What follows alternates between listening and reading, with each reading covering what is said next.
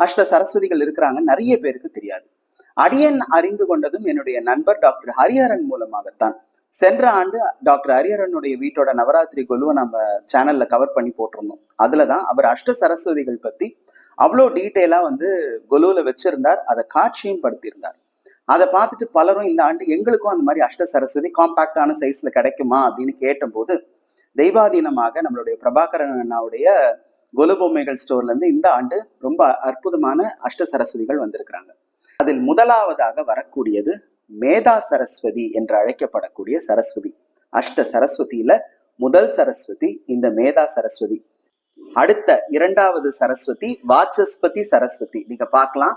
அடுத்த மூன்றாவது சரஸ்வதி நீங்க பார்க்கலாம் சிந்தாமணி சரஸ்வதி.